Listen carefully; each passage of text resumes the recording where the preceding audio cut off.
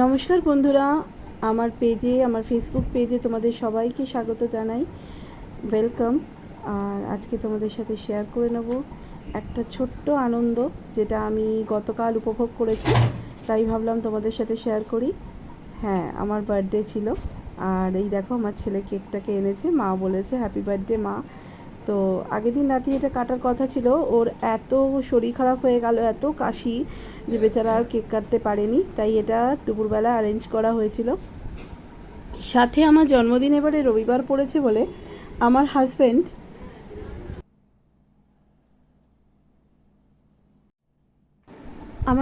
এবারে দিনটাকে আরও মেমোরেবল করে তুলেছে। হ্যাঁ, আমরা দুজনেই ওয়ার্কিং, তাই সচরাচর উইকডেজে আমার জন্মদিন পড়লে এরকম সময় পাওয়া যায় না, কিন্তু মামুনি কিন্তু আমায় গত 10 বছর এরমভাবেই সাজিয়ে খেতে দেয়। তবে এবারের জন্মদিনটা খুবই স্পেশাল গেল, তার কারণ মামুনি, ছেলে আর আমার হাজব্যান্ড মিলে একটা দারুণ আয়োজন করেছিল। সেটা আস্তে আস্তে তোমরা দেখতে পাবে, ভিডিওটা যত এগোবে তখনই তোমরা দেখতে পাবে। সমস্ত রান্না বান্না সব কিছু আমার হাজব্যান্ড করেছে, সাথে অ্যাসিস্ট্যান্ট ছিল মামুনি আর আমার ছেলে। এখানে কেক কাটা হচ্ছে, কেক কাটার সময় ও কেক কাটবে কি, কতক্ষণে কেকটা খাবে সেদিকে তার নজর।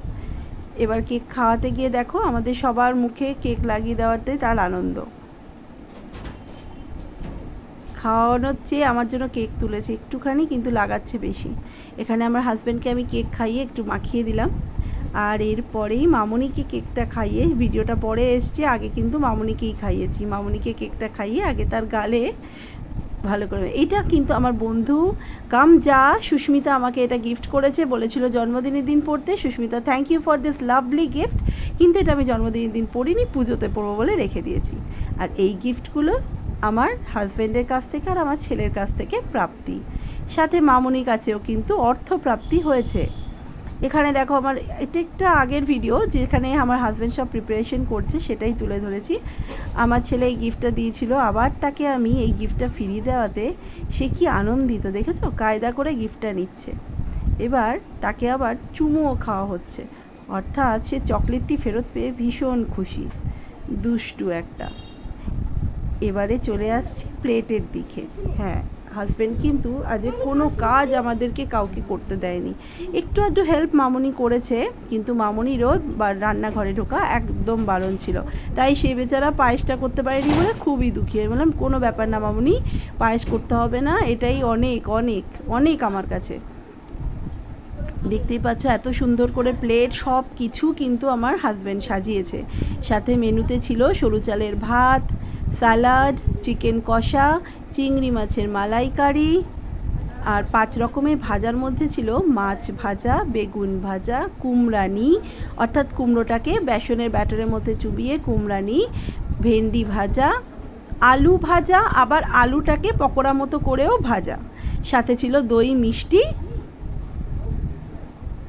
কোল্ড ড্রিঙ্কসও কিন্তু ছিল, সেটা কিন্তু এখানে দেখানো হচ্ছে না।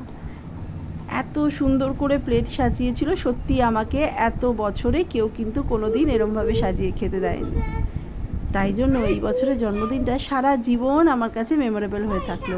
আর এত সুন্দর দিনটাকে তোমাদের সাথে শেয়ার না করে পারি বলো? এত বছর তো ব্লগ করতাম না, তাই শেয়ার করিনি। এবারে ব্লগ করা যখন শুরু করলাম, তাই ভাবলাম তোমাদের সবার সাথে আমার আনন্দটাকে শেয়ার করে নিই। গতকালটা কেটেছে আমার দুর্দান্ত, সব কিছুই তুলে ধরার চেষ্টা করলাম তোমাদের কাছে।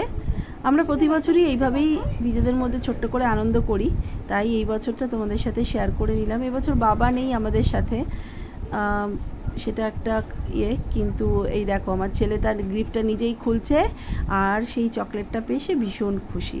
যদি ভিডিওটা ভালো লাগে তাহলে একটা লাইক, কমেন্ট, শেয়ার করে দিও। Thank you.